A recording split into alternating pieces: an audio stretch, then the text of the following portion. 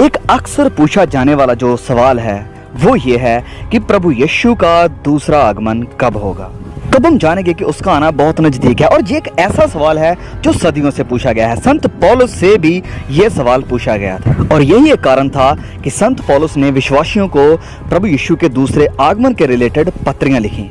पहला थिस्सलुनीकियों अध्याय 4 में प्रेरित पौलुस इस चर्च को दिलासा देते हुए, उत्साहित करते हुए कह रहे हैं कि हाँ, प्रभु यीशु एक दिन जरूर आएंगे और वह लोग उसे मिलने के लिए बादलों पर उठा लिए जाएंगे। तो पौलुस अपने पढ़ने वालों को ये बता रहे हैं कि प्रभु यीशु जरूर आएंगे अपने लोगों को इकट्ठा करने के लिए। लेकिन पौलुस हमें किसी और चीज के बारे में भी याद दिलाना चाहते हैं जो पहले होगा। तो चलिए हम देखते हैं कि वह दूसरा थिस्सलुनीकियों अध्याय 2 में क्या कहते हैं। तो पौलुस यहाँ बात कर रहे हैं प्रभु यीशु के दूसरे आगमन की और हमारे उसके साथ इकट्ठे होने की। तो देखिए वह क्या कहते हैं। हे भाइयों, अब हम अपने प्रभु यीशु मसीह के आने और उसके पास अपने इकट्ठे होने के विषय में तुमसे विनती करते हैं कि किसी आत्मा या वचन या पत्री के द्वारा, जो कि मानो हमारी ओर से हो, ये समझकर कि प्रभु का दिन आ पहुंचा है, तुम्हारा मन अचानक अस्थिर ना हो जाए और ना तुम घबराओ। किसी रीति से किसी के धोखे में ना आना, क्योंकि वह दिन ना आएगा जब तक धर्म का त्याग ना हो ले और वह पाप का पुरुष अर्थात विनाश का पुत्र प्रकट ना हो।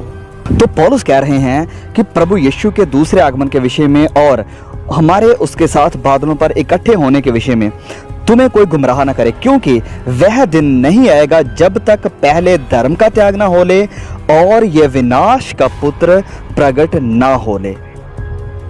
तो संत पौलुस उसके पढ़ने वालों को ये पूरी तरह स्पष्ट कर रहे हैं कि प्रभु यीशु के दूसरे आगमन से पहले ये अधर्म का पुत्र, जो कि इशारा कर रहा है एंटी क्राइस्ट की तरफ, कि वह इस पृथ्वी पर होगा।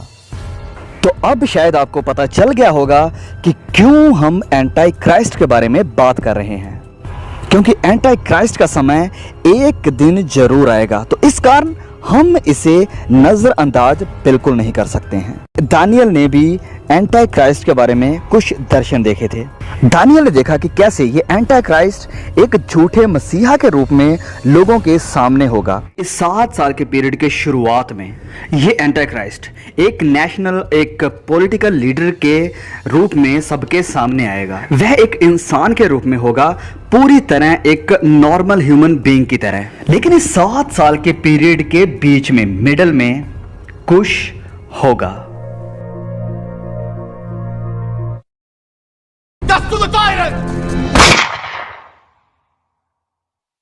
यह विश्वास किया जाता है कि उसे घायल किया जाएगा, उसे मारा जाएगा। देखिए, पवित्र बाइबल हमें बताती है कि जब ये अधर्म का पुरुष अपने राज्य को शुरू करता है तो उसे शैतानी शक्तियां और ताकतें दी जाएंगी और शैतान लोगों को झूठे चमत्कारों के साथ गुमराह करेगा। तो देखिए यहाँ प्रकाशित वाक्य अध्याय 13 वचन 3 में क्या लिखा है। और उसके सिरों में से एक पर ऐसा भारी घाव लगा देखा मानो वह मरने पर है। फिर उसका प्राण घातक घाव अच्छा हो गया और सारी पृथ्वी के लोग उस पशु के पीछे अचंभा करते हुए चले। इस कारण बहुत से बाइबल टीचर ये पॉइंट बनाते हैं कि अगर ये दुनिया इस अधर्म के पुरुष की पूजा करेगी तो वो इसलिए क्योंकि वह दिखावा ये करेगा कि उसे मारा गया है, और ऐसे करके शैतान लोगों को झूठे चमत्कार से गुमराह करेगा कि वह लोग ये माने कि वह मुर्दों में से जी उठा है, और फिर दुनिया मानेगी कि वह डिवाइन है, खुदा है। अब शैतान के पास ये ताकत नहीं है कि वह किसी इंसान में जान डाल सके। ये काम सिर्फ खुदा ही कर सकते हैं। इस कारण ये सब कुछ गुमराह करने के लिए चालाकी से किया जाएगा। तो जैसे हमने पहले भी कहा है कि यूहन्ना ने एक पशु को देखा समुंदर से निकलते हुए, जो कि इशारा कर रहा है भविष्य में आने वाले एक बादशाह, एक मसीहा की तरफ। लेकिन यूहन्ना ने सिर्फ यही नहीं देखा था, वरन उसने एक और पशु का दर्शन देखा। लेकिन ये पशु पृथ्वी में से निकल कर आता है। प्रकाशित वाक्य अध्याय 13 वचन 11 में लिखा है कि फिर मैंने एक और पशु को पृथ्वी में से निकलते हुए देखा। उसके मेमने के से 2 सींग थे और वह अजगर की नाई बोलता था। और ये उस पहले पशु का सारा अधिकार उसके सामने लाता था और पृथ्वी और उसके रहने वालों से उस पहले पशु की, जिसका प्राण घातक घाव अच्छा हो गया था, पूजा कराता था। और वह बड़े बड़े चिन्ह दिखाता था, यहां तक कि मनुष्यों के सामने स्वर्ग से पृथ्वी पर आग बरसा देता था। वह पृथ्वी के रहने वालों को इस प्रकार भरमाता था कि पृथ्वी के रहने वालों से कहता था कि जिस पशु के तलवार लगी थी वह जी गया है, उसकी मूरत बनाओ। तो यूहन्ना ने अपने पहले दर्शन में देखा कि समुद्र से एक पशु आ रहा है और स्वर्गदूत ने उसे बताया कि यह इशारा करता है कि राजा की तरफ, एंटी क्राइस्ट की तरफ जो आएगा। और फिर यूहन्ना ने दूसरा दर्शन देखा कि एक और पशु पृथ्वी में से निकल कर आ रहा है। तो पिछले वीडियोस में अध्याय 17 से हमने देखा था कि यह पशु इशारा करता है झूठे भविष्यवक्ता की तरफ, और यह झूठा भविष्यवक्ता एंटी क्राइस्ट के साथ मिलकर काम करेगा ताकि लोगों को गुमराह करे, और वह एक मूर्ति बनवाएगा ताकि लोग इस एंटी क्राइस्ट की महिमा करें। और यह झूठा भविष्यवक्ता बहुत ही दुष्ट और खतरनाक होगा। वह बहुत सारे चमत्कार करेगा ताकि लोगों को यह यकीन हो कि ये एंटी क्राइस्ट डिवाइन है, परमेश्वर है। लेकिन ये झूठा भविष्यवक्ता सिर्फ यही नहीं करेगा। देखिए अध्याय 13 वचन 16 में आगे क्या लिखा है। और उसने छोटे बड़े, धनी, कंगाल, स्वतंत्र और दास सबके दाहिने हाथ या उनके माथे पर एक एक शाप करा दी कि उसको छोड़ जिस पर शाप अर्थात पशु का नाम या उसके नाम का अंक हो और कोई लेन देन ना कर सके। तो एक बार जब ये एंटी क्राइस्ट और झूठा भविष्यवक्ता ताकत में आते हैं तो वह लोगों से एक वाचा बांधेंगे कि वह उसकी शाप लें, और अगर वह उसकी शाप ले लेते हैं तभी वह कोई भी लेन देन कर सकेंगे। तो ये पशु यानी कि एंटी क्राइस्ट एक वर्ल्ड वाइड इकोनॉमी को, अर्थव्यवस्था को स्थापित करेगा। अब ये शाप या मार्क क्या होगा?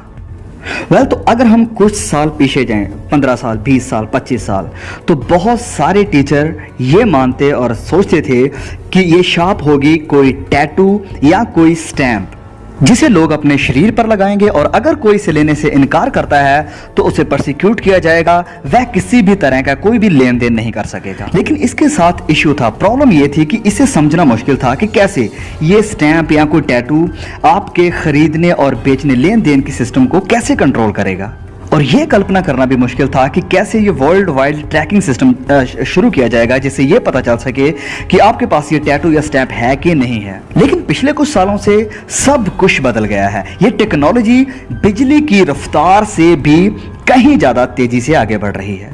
अब ऐसे ऐसे ट्रैकिंग सिस्टम है जिससे किसी को भी ट्रैक किया जा सकता है, इस आधार पर नहीं कि उसके पास टैटू है या नहीं है, वरन एक शाप के आधार पर, एक चिप को लगाने से।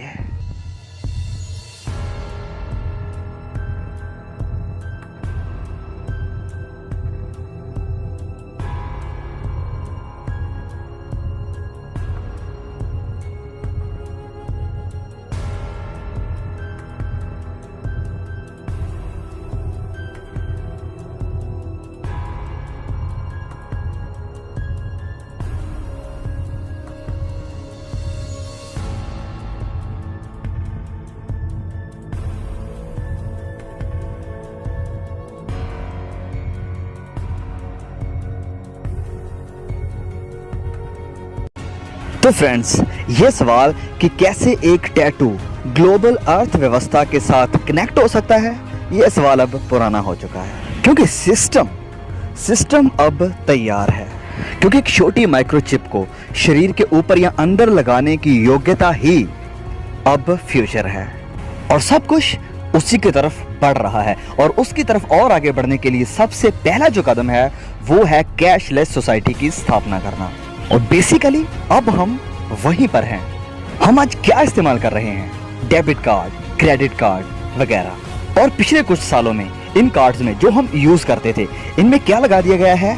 एक चिप, हमारे मूवमेंट्स को ट्रैक करने के लिए, हमारी पहचान को ट्रैक करने के लिए, और ये ट्रैक करने के लिए कि हम क्या खरीदते हैं। तो ये सारा सिस्टम अब हमारी आंखों के सामने है। तो जब एंटी क्राइस्ट प्रकट होता है तो उसे संसार की अर्थव्यवस्था को ट्रैक करने के लिए कोई नया सिस्टम बनाने की जरूरत नहीं पड़ेगी, क्योंकि ये पहले से ही स्थापित हो चुका है।